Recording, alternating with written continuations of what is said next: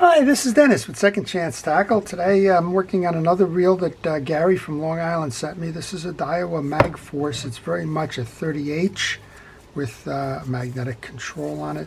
This one has got just an absolute hard time turning and a horrible skip.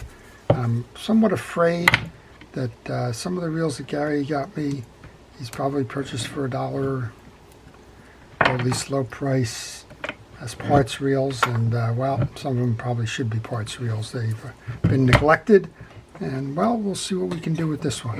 We're going to start by taking off the exterior pieces. That includes the handle and star adjuster and the side plates, and to do that you're going to remove the cap first, and then there's a little E-clip here that's holding on the handle and the axle shaft, so let's go ahead and push that off. Be careful with it. It is a spring and it will shoot if you don't take care. That's why my hand is probably blocking your picture there. There's a washer and there's the E-clip. And when I take the pieces off, I put them into a parts tray for safekeeping. Well, we're going to move on to the handle nut now. And as we do that, I want to encourage you to subscribe to my channel. And if you do subscribe to my channel, please use the notification button to enable you to see when I'm posting the various videos. And if you like fishing reel repair, maintenance, kind of like working on fishing reels as a hobby or just to maintain your personal fishing reels, well, this is a good place to kind of learn a little bit about the histories of them and about how to clean them and keep them well maintained so that when you get that big fish on, well, you don't lose it because of mechanical failure. Well, we're going to clean this up as best we can. The Daiwa Sealine series, for the most part, is a very dependable series of reels. There's some minor quirks and issues with them, but nothing of any consequence. And given that the reels were made about 45 years ago, well, it's tribute to longevity and to the engineering behind it. Look at the size of this blank for that reel. A little noisy there. We'll put a little bit of oil on there while we let it sit. There you go. That oil will just clean that right up. And this is very much now, with the exception of that mag plate, a 30H Sealine reel. So we're going to back off the star adjuster. Underneath the star adjuster, you're going to see two tension washers. Those give you the variability in the star adjuster itself. And one of the things that I need to suggest to you if you're doing this is to take pictures along the way. If you take pictures, they'll give you reference points as to where pieces and parts go, so that if you're working on it later and you lose track, well, you can always go back to the pictures and get a reference point, take a look, see what the orientation of the pieces were or the sequence of the parts, and well, that's going to help immensely in keeping these reels going. This is the collar that goes over the gears shaft. There's three, I'll call them thumb screws. This is one of the weaknesses, so we have an aluminum frame on these, and unfortunately salt gets between the threads of these exterior screws here when used in the ocean environment, and it just makes it pretty tough to get these screws out. They're set up to be thumb screws where you can work them out by hand, but most of the time my experience is that that salt will just encrust those threads, kind of act almost like a Loctite, and well, they're very hard to do. Alright, make sure that all three of these get loosened,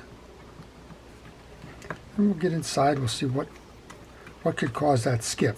And just looking at the overall condition of this reel, I'm just going to say we don't have a lot of grease in that, and we probably have a lot of debris in there. So let's see what we got. Well, yeah, I think we got the answer right there, don't we? That's exactly what happens in overly salted reels. This one almost looks like it's dunked. So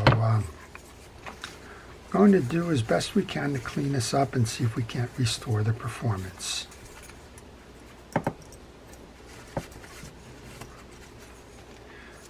We have a bearing back here that miraculously is spinning. I'm going to load that up with some oil. Clean the outer tracks of that spool. The outer rim here is what the mag is going to grab.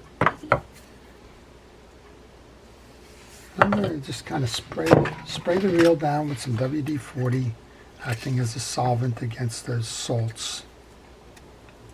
This is unfortunate. So if you're taking care of a reel on a regular basis, and regular to me is servicing it once a year, you'll never find yourself in this situation because you won't have that stuff drying up on you and clogging the channels and so on. So my advice to you is do this on an annual basis. You won't regret it. All right, well, we've just taken care to wipe off most of the salt residues there. The mag components themselves do not need servicing. And I'm going to make sure that we'll see how that's working. It continues to work. You'll see when you back it down, it sits low in the case. As you crank it up, this comes up to exert more mag pressure. The whole idea behind a Magforce reel is to enable you to avoid backlash on the reels. All right, I'm going to get a little bit of grease onto that bearing so that it sits nice and easily in the slot. I'm just going to take the spool, put that in there, and just make sure that, well, we don't have an issue with the reel because of the spool itself. There was a skip, as I mentioned, and we seem to be okay there. Well, this is the mess. This reminds me very much of what I saw on a lot of the charter boats that use the Sealine series reels. The salt always penetrates in here, and it always causes a general issue with the performance of the reel over time. Unfortunately, a lot of the charter boats will just fish these until they break, and oftentimes, well, by the time they break, they're almost unrepairable. Credit Daiwa, though. The reels really took a beating before they broke, and that's probably the case with this. So we got, I believe what we have is an issue with just dried and bad grease causing this, and I think when we clean it up, we should be fine. Just use my pliers to take the little hold-tight nut off the bridge here. That'll go into my parts tray so I don't lose that.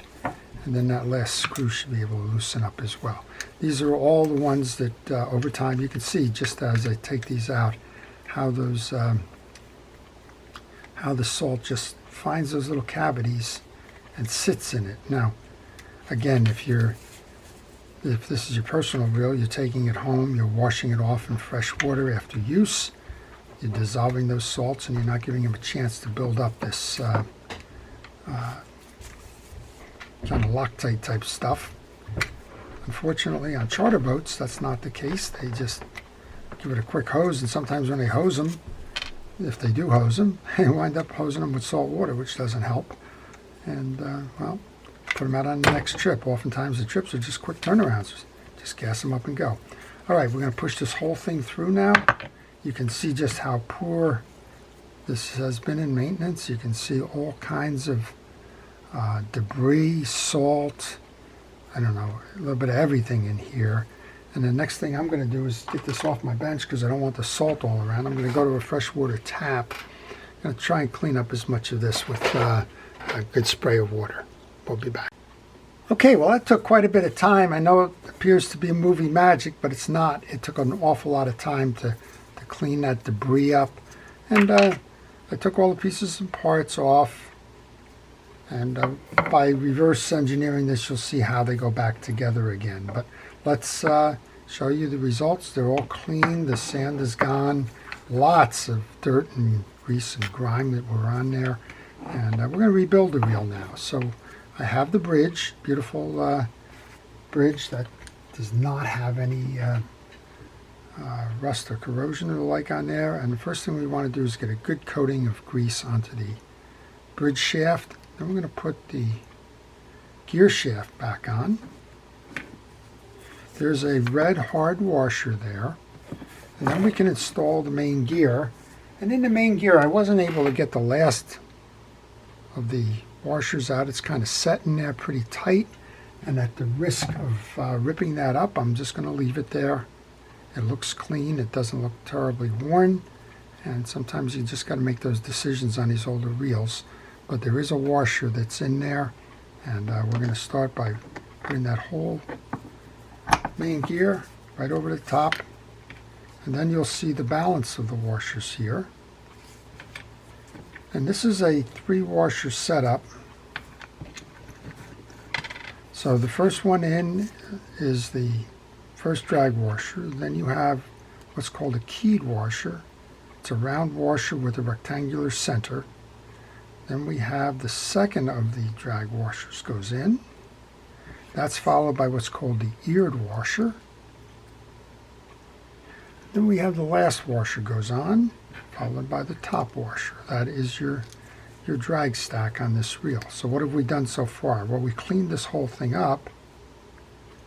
We were able to get this thing lubed up. It's turning a whole lot better than it was. It's smooth, so that's not the issue as far as I know with the skip. But I'm just guessing that all of that junk that was on the pinion gear in particular, well, that we all cleaned out here, was probably the cause for why it was skipping around. It almost seemed like it was salt.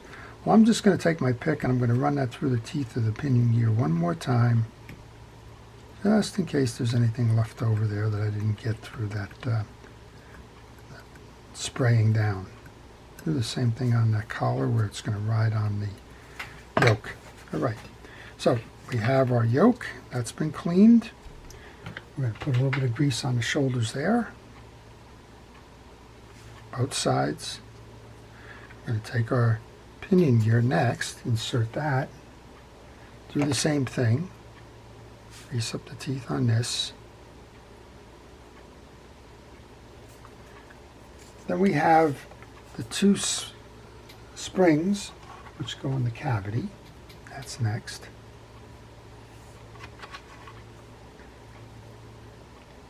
While I have this open, there's a little slide part right here with the spring. If you flood that, that will work its way into the eccentric. And I mentioned weak points on these reels. That's one of them. The salt clogs the eccentric, and boy, does that become difficult to turn. Next up then is the pinion gear assembly. The slot on the pinion gear faces out. And then we have the yoke, or the jack assembly, going over that. Just like that. So that's the setup. You have the springs, the yoke, the pinion gear, the jack sitting on top of the eccentric. All right, that's that piece. We have our bridge. And what we need to do on the bridge then is just simply insert this so that the pinion gear goes through that hole, matches up with the inner burring there. So we're just going to turn that over. We'll bring that in just like that. Before we go much further, you want to take your anti-reverse dog now, work it into that hole there, and then take one of these screws and work that up so that you can seat that anti-reverse dog.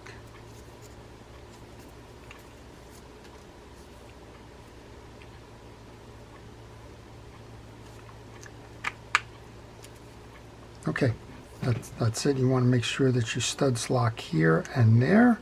Hold that tight, and then start that screw that you're using to hold in that anti-reverse dog. Just start it.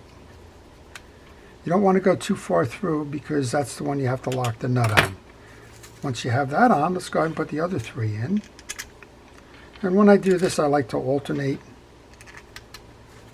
one side to the other so that we have a good lockdown on it and that we have the torque or the pressure evenly spread. All right, we're going to tighten that one. We'll tighten the one on the other side now.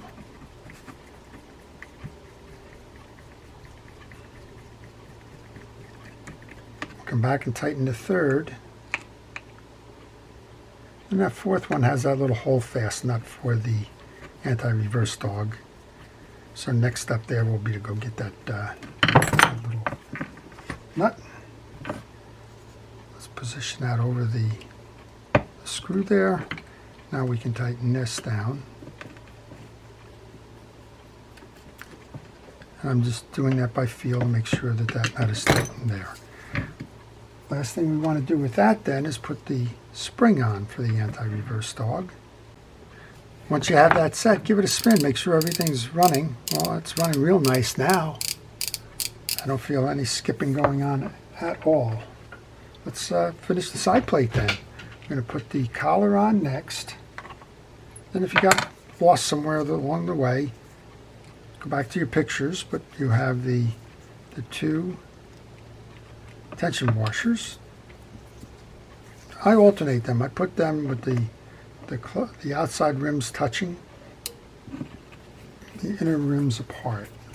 There's really no sure answer to that, but it seems to work for me.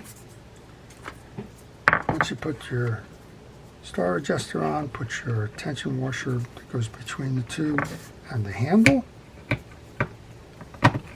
Next up then would be the handle nut. Kind of reversing the way that we started this. Tighten your handle nut down. We have a washer next. And we have that E-clip. Again, same level of caution on the way to install as you did on the removal. This thing can shoot, so just be careful. Just like that. Let's find that nut cap then. Hopefully your nut and your screw and the hole in the handle align. This one does. Give that a spin. Still seems to be working nicely. Let's come over to our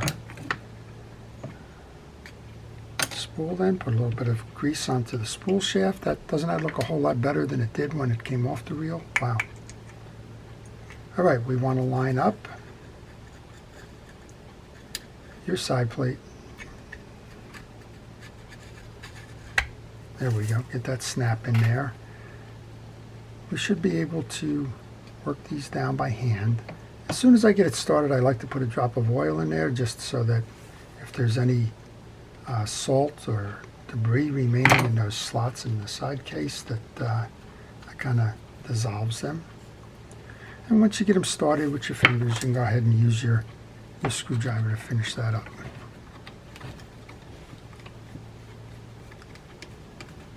All right, that's one. Doesn't matter which way you tighten these now because it's triangular, so you'll keep the pressure either way. One more down here.